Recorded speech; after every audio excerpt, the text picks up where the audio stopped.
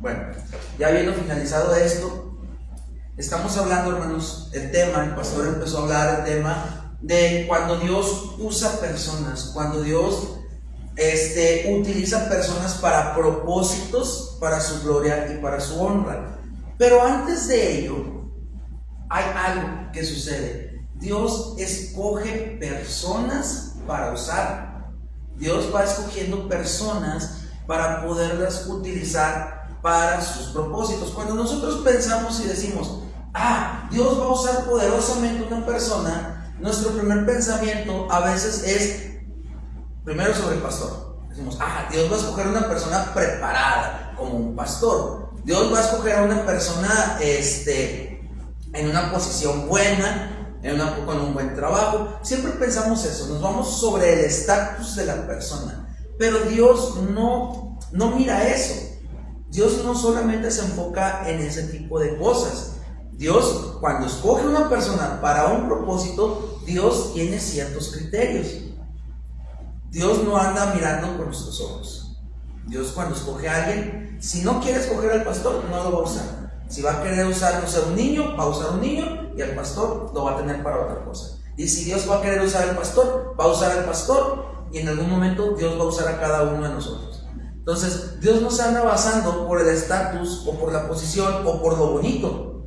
Dios se anda basando por lo que hay en nuestro corazón. Vamos a ver un caso que se encuentra en la primera carta, en el primer libro de Samuel, el profeta Samuel, capítulo 16.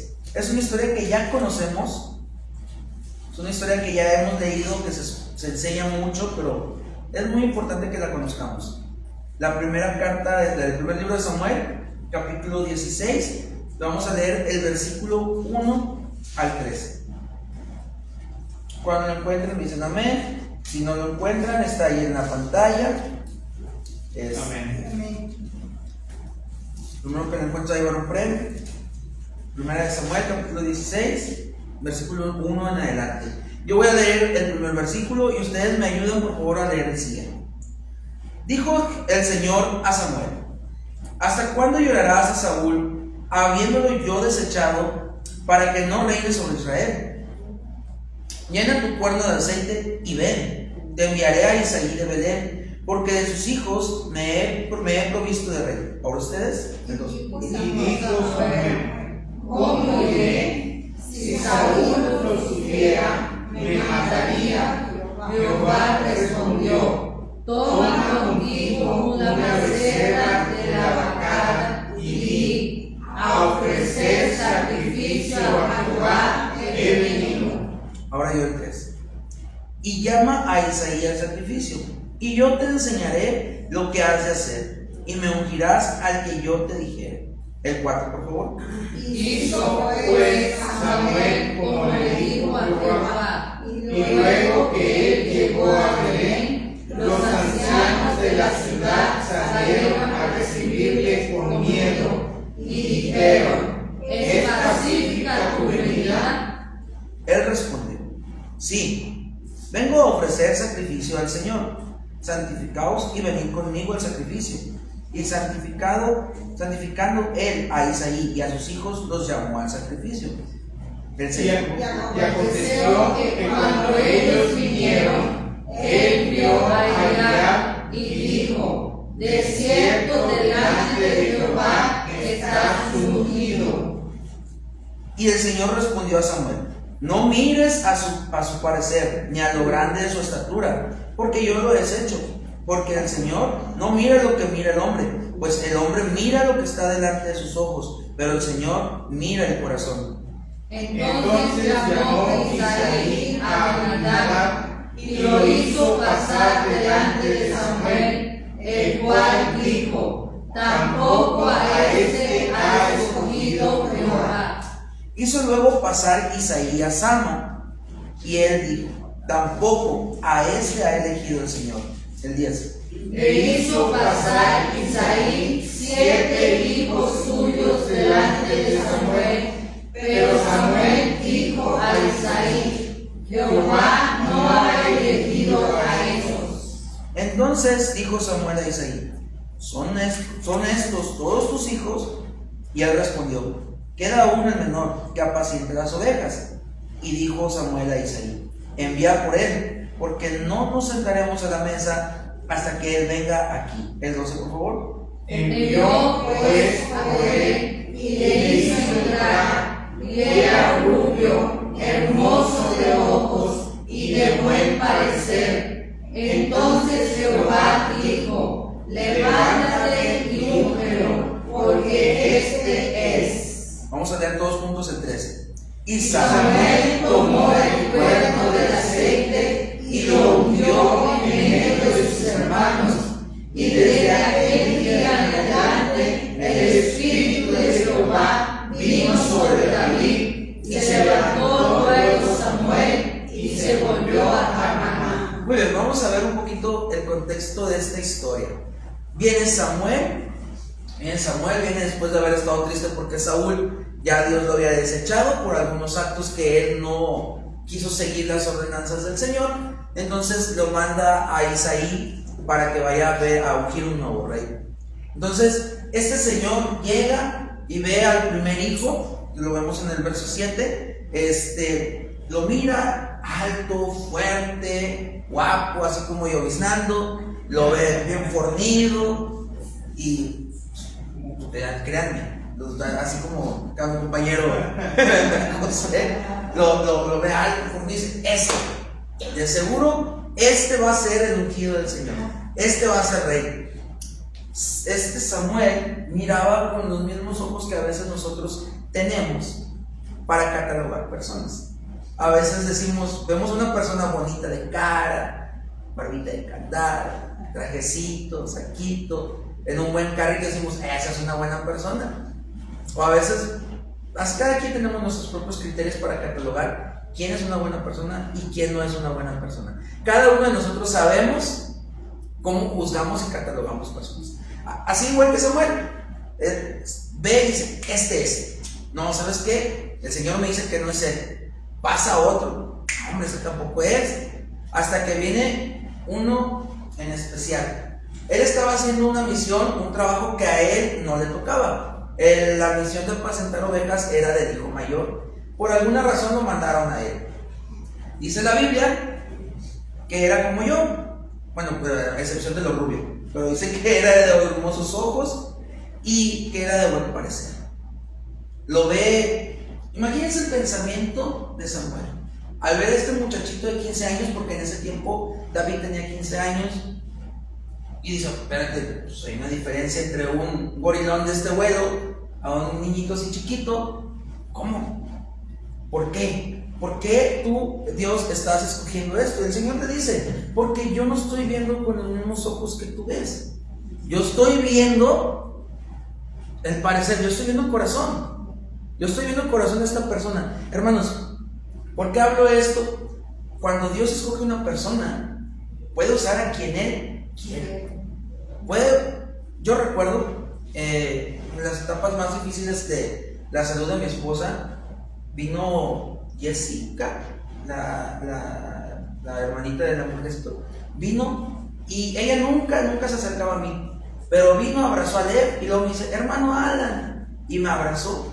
Y me sentí tan en paz, me sentí tan contento, que yo dije: wow, cómo Dios usa hasta una niña para yo recibir un abrazo, para yo recibir un consuelo. Dios también ha usado a cada uno de ustedes en muchas cosas en mi vida, que la verdad yo agradezco a Dios por la vida de cada uno de ustedes, porque cuando yo he necesitado de ustedes sin saber, sin querer, Dios ha usado su vida, a cada uno de ustedes, y agradezco a Dios por ello. Pero Dios puede usar a quien quiera, y cuando ustedes menos lo piensen, Dios puede usar hasta el más pequeño de una casa.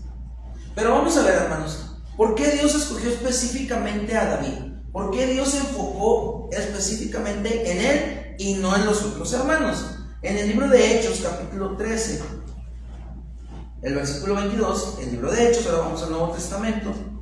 Cuando lo encuentren me dicen amén. El libro de Hechos. Amén. Bien, hermanos, voy a llevar un premio ahorita. Amén. El libro de Hechos, capítulo 13. el versículo 22. Dice esa explicación que estaban dando Pablo y Bernabé.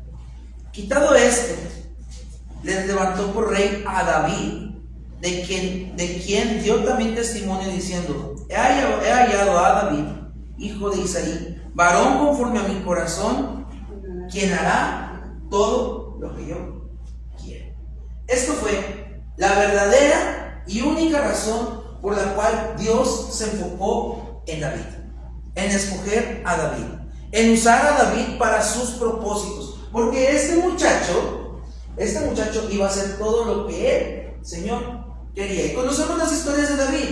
Sé que tuvo bajas y tuvo altas, pero Dios miró de antemano que David iba a hacer esto.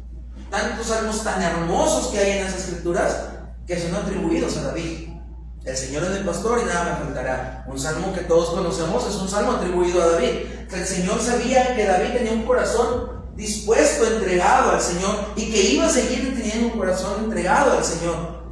Muy probablemente vio a sus otros hermanos, aunque eran varones altos, fuertes, varones de guerra, sabía que a lo mejor no iban a cumplir y no iban a hacer lo que el Señor quería. Iba a volver a pasar el mismo error o el mismo suceso que sucedió con el antiguo rey, que era Saúl. Entonces, Dios, cuando usa a alguien, sabe que ese alguien va a hacer lo que Dios quiere que haga.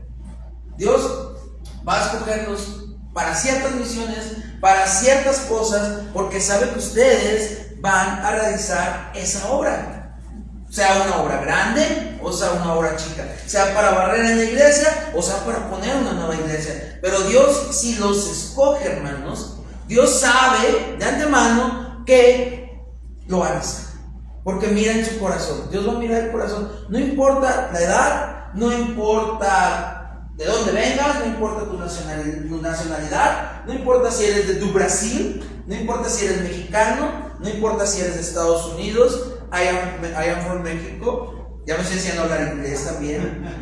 A veces lo junto con el portugués. Le digo a mis compañeros de Brasil, digo, hello, my name is Alan, I am from México. Y yo estoy diciendo, yo soy de México. Entonces, el tú es para decir, eu sou do México. Lo dije bien, ¿verdad? Sí. Eu sou do México. Entonces, el tú es para decir yo soy de, y a ver, en el inglés no existe. Entonces, estoy diciendo yo soy de dos veces. Como tartamudeo los idiomas. Entonces, Dios aquí escoge a las personas porque sabe que van a cumplir la misión. Pero Dios no te va a mandar nomás así como así. Dios no va a decir, ¿sabes qué? Voy a escoger a Yajaira que se vaya a África, allá con los negritos de África, allá a predicarles. No, Dios primero va a hacer algo. Dios primero va a capacitar a la persona. Dios primero va a capacitar. Hay un suceso muy interesante en el Antiguo Testamento para avalar esta idea. ¿Cómo Dios va a capacitar a una persona? En el libro de Éxodo, capítulo 31. Libro de Éxodo, capítulo 31, se lo encuentran, me dicen amén para no adelantarme. El versículo 1 en adelante.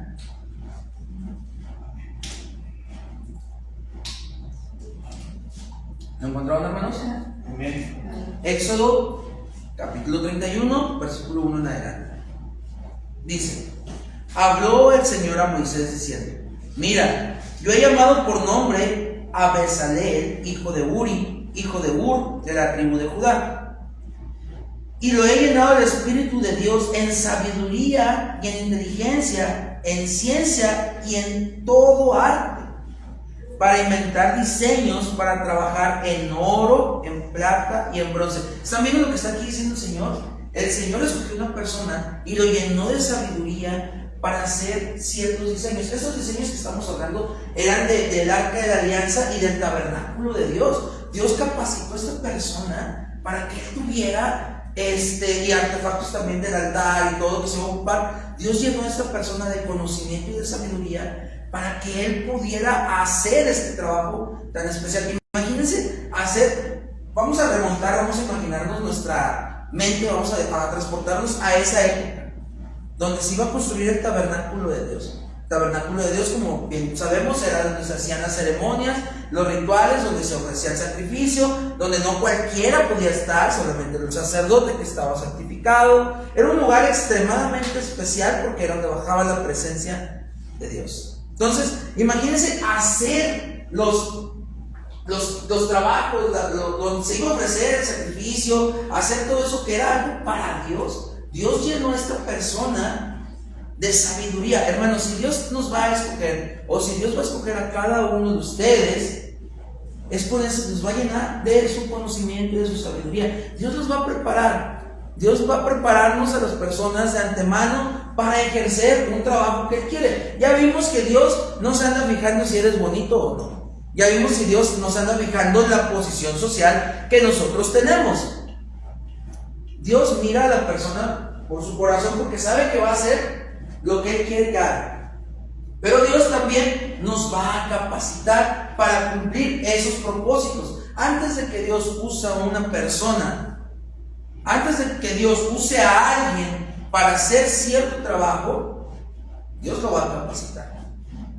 Dios va a capacitar a una persona. Más adelante también dice, he aquí yo he puesto con él a Oholiab, estos nombres son bien raros, hijo de Ahisamac, de la tribu de Dan, y he puesto sabiduría en el ánimo de todo sabio corazón, para que hagan todo lo que te he mandado: el tabernáculo de reunión, el arca del testimonio, el propiciatorio que está sobre ella, y todos los utensilios del tabernáculo, la mesa y sus utensilios, el candelero limpio y todos sus utensilios, el altar del incienso, el altar del holocausto y todos sus utensilios, a la fuente y su base, los vestidos del servicio, las vestiduras santas para Aarón, el sacerdote, las vestiduras de sus hijos para que ejerzan el sacerdocio, el aceite de unción y el incienso aromático para el santuario, harán conforme a todo lo que te he mandado. Estos dos cuates tenían una misión muy especial. Tenían que hacer un buen de cosas, pero no lo iban a hacer sin antes haber sido llenos de la sabiduría del Señor. El Señor capacitó a estas personas. Imagínense qué emocionante historia. A mí, yo la primera vez que la leí, yo dije, wow, o sea, qué padre. Estas personas no nomás dijeron, mira, yo ya soy artesano, yo ya soy herrero, escógeme a mí entonces. Mira, aquí estoy, mírame, yo soy artesano, soy herrero, yo aquí hago las espadas, yo te puedo hacer los utensilios. No, Dios escogió a dos personas en específico para hacer tareas en específico, y créanme, ya no se volvió a hablar de ellos, ya no se volvió a mencionar nunca más a estas personas. Pero el trabajo que ellos hicieron y que Dios puso a hacer, sabemos que se transcurre por todo el Antiguo Testamento, casi todo el Antiguo Testamento, hasta la caída hasta la caída por Babilonia, cuando pusieron su primer templo, perdón. Pero todo lo que ellos hicieron tuvo un eco, o sea, está muy interesante cómo Dios los capacitó para las vestiduras de Aarón, para hacer el altar, para el tabernáculo.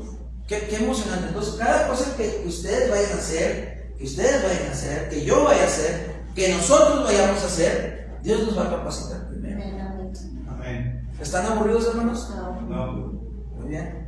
Bueno, ahí ahora voy a entrar a un detalle muy personal. Vamos a leer el Evangelio de Lucas, capítulo 6, el versículo 12 al 16. El Evangelio de Lucas, capítulo 6,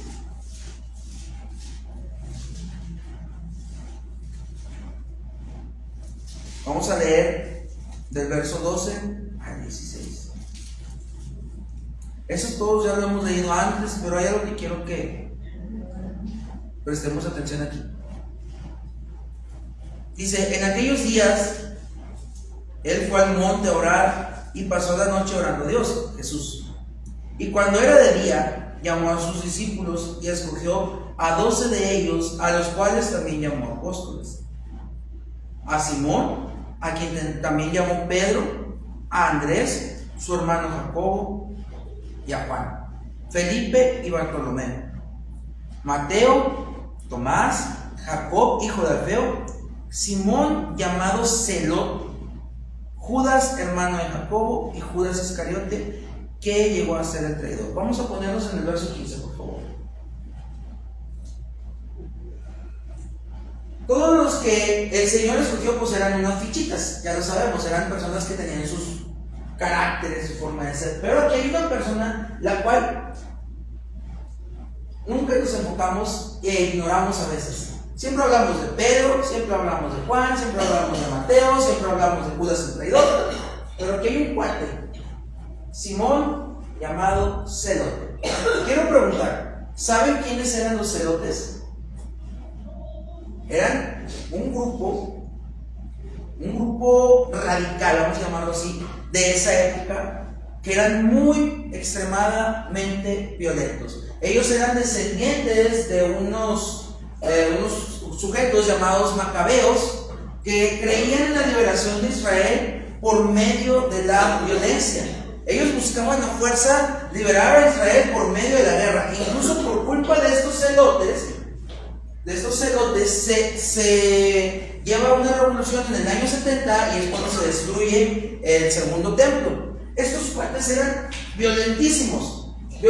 A veces en plazas públicas mataban judíos, mataban soldados y provocaban revueltas. Eran personas terribles, fuertes. Eran personas las cuales no cualquiera se podía juntar con ellos o no cualquiera se quería juntar con ellos. ¿Conocen personas así? Personas extremadamente violentas así como estos. Ellos no aceptaban y no concebían las ideas de la paz. Ellos no querían paz, ellos no buscaban paz, ellos querían la guerra, buscaban andar haciendo pleito. Yo siempre me he identificado con esta persona y hoy voy a abrir mi corazón con ustedes. Casi a veces nomás lo cuento por encima, pero yo me identifico con esta persona porque yo en su tiempo estuve ahí. No era un celote, no era un celote. En su tiempo fui una persona igual, una persona violenta, fui una persona en mi pasado. Yo me gustaba andar en pandillas, me gustaba andar en pleitos, me gustaban las drogas, me gustaba hacer el mal. Yo recuerdo muy bien cuando un hombre llamado Víctor García, que por cierto ya falleció hace poco, me comentaron. Este hombre fue el primero que me habló acerca de Jesús. Él, cuando trabajaba yo en Metalsa, él estaba un poquito retirado de mí. Y después lo mandan a mi área, donde yo estaba. Y él me empezó a hablar de Jesús, me empezó a decir, oye, Jesús te ama, Jesús quiere estar contigo. Y yo, entre los 19, 20 años, pues era mi época más loca, era mi época en la que yo más estaba desatado en las drogas y todo. Y este hombre me insistió y me habló de Jesús, pero no le hablaba a nadie más, solo a mí. Entonces, un día yo me acuerdo que en Metalsa me salí y había un área para fumadores, me salí a fumar un cigarro. Y en mi bolsa tenía una bolsita de cocaína. Y yo dije, ahorita aquí me volteo, me sordeo, me doy un paso. Entonces, para llegar al baño, tenían que pasar por el área de fumadores. Entonces estaba fumando y pasa ese hombre. Y yo ya tenía la bolsa preparada, tenía todo preparado y me dice, acuérdate que Jesús te ama.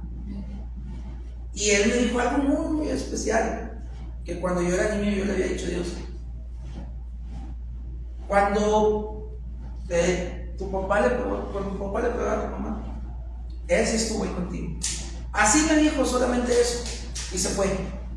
Yo hasta esto me da así como que escalofríos, así me da una sensación, porque dije, ok, lloré ese día, tiré todo el mugrero que tenía, fui con él y le dije, vamos a la iglesia. Él me dijo, vamos. No le importó qué día era, pero me llevó. Era un día del Día de las Madres. Fue un día de un evento especial para el Día de las Madres. Yo andaba ahí.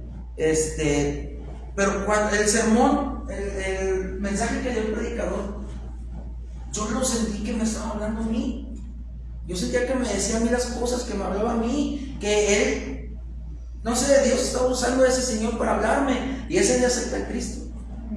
Ese día yo conocí a Jesús, pero nadie se quería acercar a mí por mi actitud violenta. Nadie se acercaba conmigo, nadie se juntaba conmigo porque nomás me gustaba andar de borroso. Alguien me decía algo y me ponía a pelear, alguien me miraba feo, aunque ni me miraran feo. La persona estaba visca y yo decía, me miró feo, me iba y me peleaba con él. O sea, yo era una persona violenta, violentísima. Imagínense, Jesús agarró a esa persona.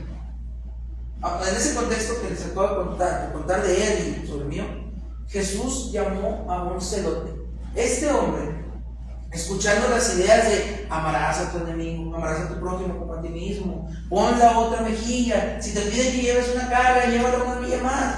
Imagínense este hombre con sus ideas de la violencia nos va a llevar a la liberación. Escuchar ahora a Jesús diciendo, ama a tu prójimo, ámalo como a ti mismo. Escuchar a Jesús hablando el sermón de las bienaventuranzas, escuchar a Jesús en la cruz diciendo, Padre, perdónanos porque no saben lo que hacen. Imagínense todos los choques de ideas emocionales de este hombre. Dios lo escogió, Jesús lo llamó, Jesús lo escogió. Jesús dijo, vete, tú vas a ser mi discípulo. Jesús vio en él algo que la sociedad no veía. Jesús miró algo en mí que los demás no pudieron ver. En serio, si han convivido con gente violenta, oren mucho por esas personas. Háblenle de Jesús, acérquense. No porque sean así, les hagamos el feo. Hablemosles de Jesús, oremos por ellos. Es difícil y en verdad bendigo la vida de las personas que se dedican a ir a las calles a predicar el evangelio a esa clase de personas. La verdad bendigo la vida de esas personas porque es un reto, es algo que nosotros no nos atrevemos a hacer, la verdad, pero ellos sí lo hacen y bendigo la vida de esas personas porque por personas como ellas hoy yo estoy aquí predicando el evangelio. Por personas que Dios usa y tienen el valor de predicar el evangelio hoy. Yo bien pude haber metido un golpe a ese señor. Yo bien pude haberme enojado y haberle hecho algo mal. Pero no, él no tuvo miedo de mí, porque él iba en el nombre del Señor. Él va y me dice, oye, Jesús te ama. Jesús te ama. Y la verdad, yo doy muchas gracias a Dios por la vida de este hombre. Ya falleció. Él tenía un problema en su garganta desde que lo conocí. Le decían al padrino porque hablaba muy ronco. Y él falleció de ese problema. Entonces, hermanos, dejémonos usar por Dios. No importa a quién sea. Y Dios puede llamar a quien sea. Aquí escogió a una persona violenta. Aquí Jesús escogió a una persona violenta, una persona rechazada por la sociedad. Lo escogió para sus propósitos.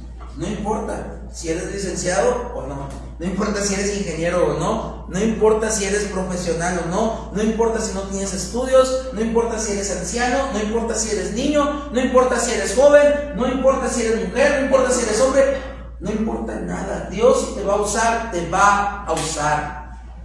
Dios, si te va a mover a hacer algo, te va a poner a hacer algo, nos va a poner a hacer algo. Y créanme, es maravilloso dejarse usar por Dios. Es muy hermoso dejarse usar por Dios. A lo mejor no vamos a poner iglesias, a lo mejor no vamos a ganar miles de almas, a lo mejor en tu propia casa, en tu propia familia, con tus propios hijos, a lo mejor con tu vecino, con el conductor de Uber, no sé. Hay que dejarnos ser usados por Dios. Si este hombre con sus ideas se dejó usar por Jesús, se dejó enseñar por Jesús, según la tradición, este hombre fue a predicar a Etiopía y a Medio Oriente y llevó el evangelio, y según la tradición fundó unas cuantas iglesias, no me acuerdo muy bien. Hay un debate sobre él porque no se habla mucho de él, pero este hombre se dejó usar y encima se fue a predicar el evangelio y murió crucificado, según la tradición. Murió crucificado en el nombre de Jesús en Etiopía. Imagínense, Jesús usaba un hombre así para el evangelio. Jesús puede usar a quien Él quiere. Dios va a usar a quien Él quiere. Y no va a mirar con los mismos ojos que nosotros miramos. Incluso Dios ha usado jóvenes. En el libro de Hechos, capítulo 16, el verso 1 al 3. Libro de Hechos, capítulo 16, el verso 1 al 3. Cuando lo encuentran me dicen amén. Dice, después llegó a Derbe y a Listra, y aquí había ahí cierto discípulo llamado Timoteo, hijo de una mujer judía creyente, pero de padre griego, y daban buen testimonio de él los hermanos que estaban en Listra y en Iconio. Quiso Pablo que éste fuese con él, y tomándole le circuncidó por causa de los judíos que había en aquellos lugares, porque todos sabían que su padre era griego. Este muchacho, ¿saben cuántos años tenía, hermanos, cuando Pablo lo encuentra? Tenía alrededor de unos 15, 17 años cuando Pablo lo encuentra. Pablo va, mira a estas dos mujeres de fe, a su madre de fe, y mira a Timoteo. No miró a su padre griego, no miró a su papá, no miró a alguien más, miró a un jovencito que sabía que él algo iba a ser especial, que Dios lo iba a usar. Hermanos, Dios puede usar hasta a los jóvenes. Dios puede usar, aquí tenemos muy poquitos jóvenes, es la realidad, pero hay que prestarles atención también a ellos. Hay algo que también nos pueden compartir, hay algo que también nos pueden enseñar. Yo tengo mucha convivencia con ellos, con Gael, Daniel, Yajaira, Dev, con Elian, los demás, con Julián. Hermanos, hay mucho que ellos nos pueden enseñar, hay mucho que ellos nos pueden compartir. Acerquémonos a ellos, porque Dios también a ellos los puede usar. Dios los usa en sus áreas. Dios ha usado a Yajaira en su vida, a Alev lo usó en su vida, a los gemelos también los usó en su vida. ¿O no? No están aquí tocando con nosotros. Tocan de una manera tan hermosa, tan maravillosa. Alev también toca de una manera maravillosa. Alev lo quiero mucho su hijo. Lo tengo como uno de mis mejores amigos porque es una persona lindísima, que siempre me divierto con él. Yajaira también. Todos los muchachos son unos muchachos muy lindos. Y Dios los usa. No, Dios nos anda mirando por la edad. No anda diciendo, voy a usar a Alan porque tiene 30 años. No voy a usar a él y no voy a usar al niño. Sí, tengo 30 años. ¿Quién le enseñó mi credencial? No ando usando a un niño de 10 años. No va a decir Dios, no voy a usar a este niño de 10 años.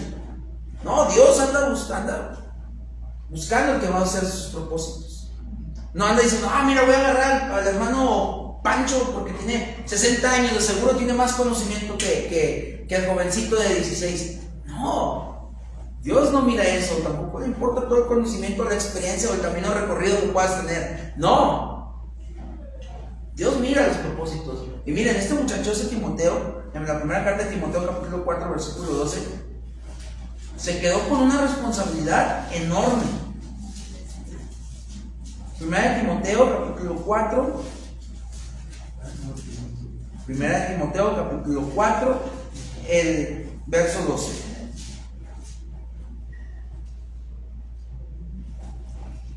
Dice, ninguno tenga en poco tu juventud, sino sé ejemplo de los creyentes en palabra, conducta, amor, espíritu, fe y pureza. Este muchacho, Timoteo, se quedó a cargo de una iglesia. Se quedó a cargo de una iglesia donde había personas que tenían un conocimiento tremendo porque lo cuestionaban, y por eso es que Pablo le manda a decir, ninguno tenga en poco tu juventud.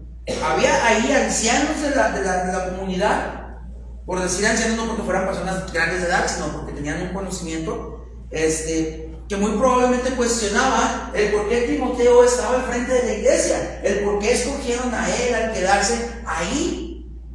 Pero a Dios le plació que se quedara Timoteo al frente de la iglesia. A Dios le agradó más. Dios miró algo en Timoteo y lo puso ahí. Pero hermanos, hay algo que Dios usa en nosotros. Hay algo que Dios usa en nosotros para que nosotros también seamos canales de bendición. Hay algo que Dios usa para que nosotros también podamos bendecir. Y Dios a veces primero nos pasa por pruebas. Dios a veces primero nos pasa por sufrimientos, por tribulaciones. Miren, Filipenses capítulo 1, versículo 12. La carta de los Filipenses, capítulo 1, verso 12 al 14. Dice así: quiero que sepáis, hermanos, que las cosas que me han sucedido han redundado más bien para el progreso del Evangelio. De tal manera que mis prisiones se han hecho patentes en Cristo en todo el pretorio y a todos los demás. Y la mayoría de los hermanos, cobrando ánimo en el Señor con mis prisiones, se atreven mucho más a hablar de la palabra sin temor. La gente que miraba el sufrimiento de Pablo, la gente que tenía conocimiento del sufrimiento de Pablo, se agarraban ánimo, agarraban confianza. Hermanos, este momento en especial, estos momentos en especial, Pablo le está diciendo a ellos: por mis prisiones, por mi sufrimiento, por mi dolor, ustedes están cobrando ánimo. Dios no está permitiendo sufrimiento, Dios no está permitiendo dolor para que agarren ánimo, para que se pongan pilas. Dios me está pasando a mí este sufrimiento con ese objetivo. Pablo decía: agradezco a Dios por esto que me está pasando, agradezco a Dios por lo que me está sucediendo, porque están agarrando fuerzas. Hermanos, hay sufrimientos que yo no entiendo, hay sufrimientos que yo no voy a entender y yo no quisiera entender. La segunda carta de Corintios, en el capítulo 1, verso 3 al 4. La segunda carta de Corintios, capítulo 1, verso 3. Dice algo muy hermoso que Pablo dice con todo su corazón, que Pablo dice, y yo lo viví esta semana. Dice: bendito sea el Dios y Padre de nuestro Señor Jesucristo, Padre de misericordias y Dios de toda consolación. El verso 4. El cual nos consuela en todas nuestras tribulaciones, para que podamos también nosotros consolar a los que están en cualquier tribulación, por medio de la consolación que nosotros somos consolados por Dios. Hay sufrimientos que yo no quiero entender, que yo no quiero vivir. Hay dolores que yo no quiero pasar, pero hay dolores que Dios ha pasado a gente y que Dios ha permitido a esas personas pasar por eso para el consuelo de los demás. Mi mamá, cuando perdió a mi hermano, un sufrimiento muy, muy fuerte para mí también. Cuando mi mamá perdió a mi hermano, mi mamá siguió apoyando a madres que tienen niños con cáncer. Mi mamá siguió buscando mamás con niños con cáncer. Y ella me ha dicho a mí que no es ni la despensa que le lleva, que no es ni los regalos que le llevan a los niños, es el apoyo, el sentir que tienen a alguien a un lado, el sentir que está alguien ahí con ellos, el sentir que está. A veces dice mi mamá que no tiene que decir ni una sola palabra, el simple hecho de estar ahí le sirve de consuelo a la persona. Yo no entiendo, a veces habla el pastor sobre temas de que pasó problemas financieros, y él entiende a la gente cuando pasa por problemas financieros. La semana pasada él dijo: yo no quiero ese dinero porque yo sé lo que es vivir con poco dinero. Así decía el pastor la semana pasada. A mí algo que me duele bastante es cuando alguien me dice: ya me estoy quedando sin dinero, los médicos no encuentran qué tiene mi familiar, no le encuentran, ya me estoy quedando sin dinero, ya no tengo salida, me siento desesperado, porque así yo también me sentí. Así de esa misma manera yo me sentí. Esta semana vino un compañero conmigo del trabajo y me dice: Alan, estoy bien desesperado, mi niña está enferma, no la encuentran. Me decía lo mismo que yo me decía: está en un hospital privado, ¿cómo no le pueden encontrar? Ya no tengo dinero, ¿qué voy a hacer? Voy a vender el carro, voy a vender esto, voy a vender... Le dije: cálmate, mira, Dios te ama. Y lo abracé y le dije: Dios está contigo, y lloré junto con él. Hermanos, a veces Dios nos pasa por esos sufrimientos tan dolorosos, y le pido a Dios que sane el corazón de cada uno de ustedes por el sufrimiento por el cual han pasado. Y si en algo sirve, yo estoy con ustedes en su dolor. Pero Dios usa ese sufrimiento para el consuelo de otras personas. A lo mejor yo no puedo entender al pastor Tercio con el tema de finanzas, pero sí puedo entender a otras personas en otros temas. Así como aquellos que pierden un familiar, como aquellos que tienen otro tipo de problemas. Dejémonos usar por Dios, porque Dios tiene propósitos en todo lo que nosotros hacemos. Amén. Vamos a estar de pie, mis hermanos. Amén. Vamos a orar.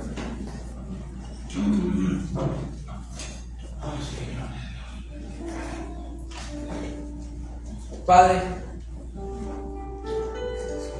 en el nombre de Jesús, agradezco mucho, Señor, que hoy me hayas dado la oportunidad, Señor, de hablar tu palabra, de hablar de ti, de comunicarle a mis hermanos, Señor, que tú los has escogido para un propósito, Señor, que tú los has llamado, Señor, con un propósito para glorificar tu nombre, Señor. Gracias, Señor, porque no has visto en nosotros los títulos, no has visto en nosotros la posición social, sino has visto nuestro corazón. Has visto que tenemos un corazón dispuesto, Señor, para hacer la obra para ti, Señor. Tú has visto, Señor, que estamos dispuestos, así como dijo el profeta: heme aquí, Señor, henos aquí. Gracias, Señor, porque no me desechaste cuando todos me desechaban, sino me llamaste. Y gracias, Señor, porque el sufrimiento por el cual me has hecho pasar ha servido de consolación para otras personas. Ese sufrimiento por el cual yo he pasado, Señor, fue duro y fue difícil. Lloré amargamente durante las noches, durante las madrugadas, y nadie me entendía. Pero ahora entiendo, Señor, que ese sufrimiento me ha servido para ayudar a alguien más que está sufriendo. Si así tú me has querido usar, Señor, úsame. Úsanos, porque sé lo que es el dolor, sé lo que es el sufrimiento. Ayúdame para tu propósito, Señor. Si tu misión para mí es que yo abrace a alguien, mándame, Señor, a abrazar a alguien y consolar a alguien. Si tu misión, Señor, es que le dé a alguien una palabra de esperanza, mándame, Señor, mándame, úsame. Aquí estoy, Señor, para que me lleves a cumplir tus propósitos. Señor, fue duro que me pasaras por esto, fue difícil que me pasaras por este sufrimiento, pero sé que es para tu gloria y para tu honra. Úsanos, Señor, úsanos, Padre, para glorificarte. Úsanos, Señor. Estamos dispuestos, Señor, estamos dispuestos a estar contigo, Señor, a servirte. Estamos dispuestos, Señor. Que ha hecho lo que hiciste para llamar mi atención. Que conquistarme y alegrar mi corazón. Me dice que me ama y que conmigo quiere estar. Me dice que me busca cuando salgo yo a pasear. Que ha hecho lo que hiciste para llamar mi atención. Que quiere conquistarme y alegrar mi corazón. Me dice que me ama, no veo la luz cuando veo la luz. Sus manos extendidas, así tan grande es tu amor. Lo triste y las heridas